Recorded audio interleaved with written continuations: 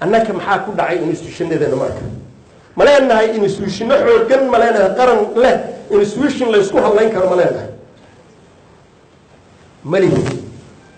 maxkamadaheenu ma yihiin maxkamad markay garta goyso qofka Soomaaliga uu ku kalsoonaan karo ma jirto maxkamadaheenina ma ah wasaaradihii ma lagu kalsoonaan karaa wasaaradda ma lagu kalsoonaan karaa in ay ummadda dhan u siman tahay oo wasiirkaasi uu wasiir u yahay ummadda Soomaaliyeed mase waxaan sharciyeynay wasaaradda inuu qabiil leeyahay oo wasaaradda qabiil la siinayo oo qabiil hebel wasaaraddaas la siiyay ninka marka la dhahay wasiir hebel qabiil wasaarad hebel qabiilkaas la siiyay hadda wasaaraddaas qaranka ugu ma adeegahay qabiilku ugu adeegaya Soomaa waxaa la keenay marka in la dhaho 4.5 magaca la dhaho waa madax cadu baa loo bixiyay 4.5 waxay ka soo horjeedaa wadaniyaday ka soo horjeedaa kartiday ka soo horjeedaa aqoontay ka soo horjeedaa waxtarkay ka soo horjeedaa ammaanaday ka soo horjeedaa 4.5 marka haddii la keenay awal asalku looguma talagelin in uu dhaafo political representation in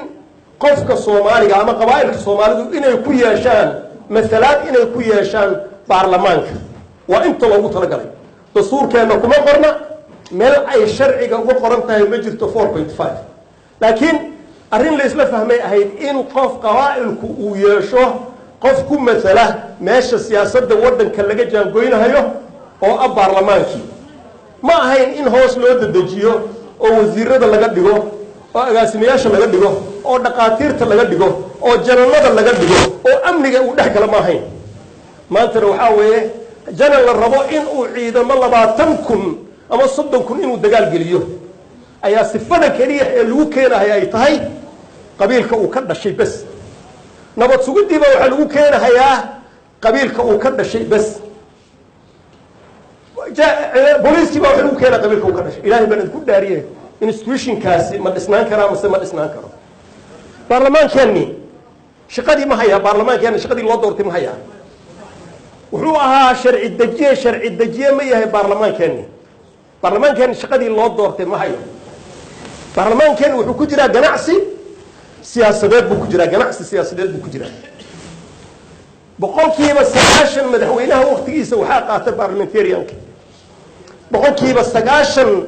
waqtiga waxaa qaatay parliamentarianka ma waxaa loo doortay madaxweynaha in uu baarlamaanka u shaqeeyo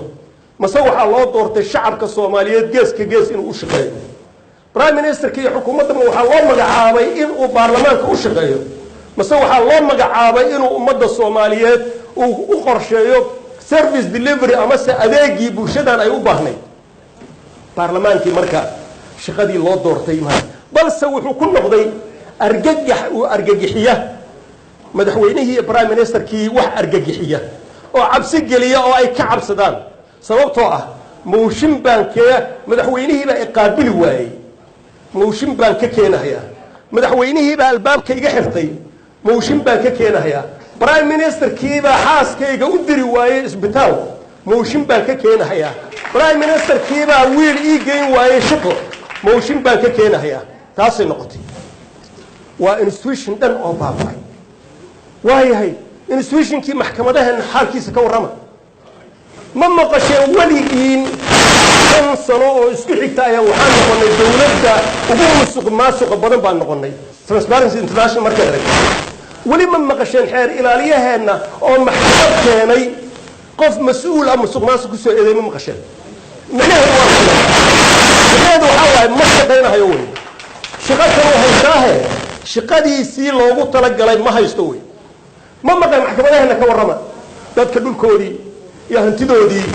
iyo waxoodii iyo beerahoodii ayaa laga shaqeysanayaa qof Soomaali ah oo inuu maanta maxkamadaas uu xaq ka helay ama cadaalad u ka helay